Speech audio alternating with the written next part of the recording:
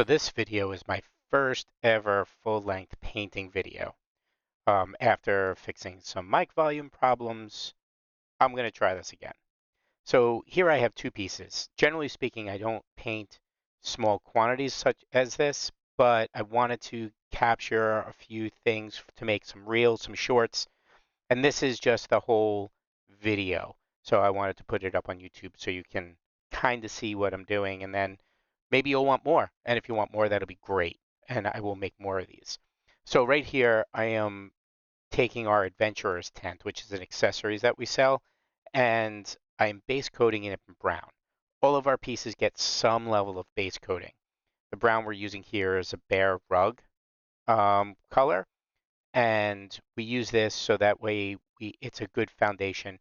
We we find that some colors come through good and some colors don't. So depending on the piece will depend on the base coating. As you'll see later, we use a different color for the two dark elf houses that are sitting in frame. Um, the dark elf houses are one of the reasons why I made this video, but the tents were sitting on my board, so I figured let me just get them out of the way. I wish I could paint as fast as I'm going now. You just didn't need to see me paint all four tents in normal motion, which could be slow motion. I do not paint as fast as everybody else, but I do it in quantity, so I do paint relatively quick. Um, that being said, and here I am, what am I on the third tent? I'm on the third tent. I have one more tent, and then you'll see that during this first video of mine, I am very much aware of the camera. I am doing things, I am holding the tents and I'm positioning them so that the camera can pick them up. And I really should have just let myself handle it naturally and then adjust the camera at some later date. But I will get better. If you are okay with the videos and you want to see more, I will absolutely um, get better and I will keep adding to my experience with recording voiceovers and the videos themselves. So now that the tents are done, moving them around unnecessarily, normally just leave them there, I moved on to the dark elf houses. So the dark elf houses, I cover in a black or a mostly black Broadway, kind of like an off black. Um, but we find that the filament itself is way too shiny for the dark of the dark elf houses. So we wanted to base coat it, and this color just jumped out. It makes all the other colors stand out. It makes them pop, and it makes it look, gives it more of a mystical and shadow feeling as opposed to some of the others like a true black or anything like that. Here I sped it up again because again, I'm just painting four walls. You don't need to watch me paint all four walls of the Dark Elf building. I mean, maybe you do. If you do, let me know. I will post this again with this wide open. I may speak less and maybe just drink more coffee. Maybe I don't need any more coffee.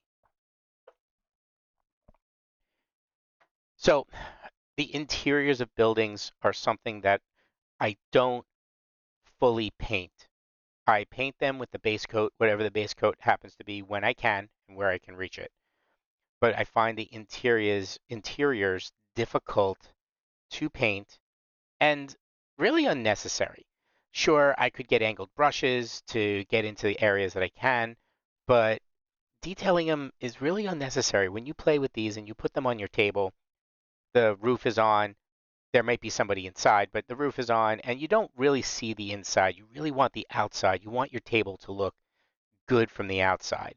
Once you get into the details of opening up the buildings and working inside the buildings, you know what? The fight has already begun, and no one really cares at that point except that they can survive.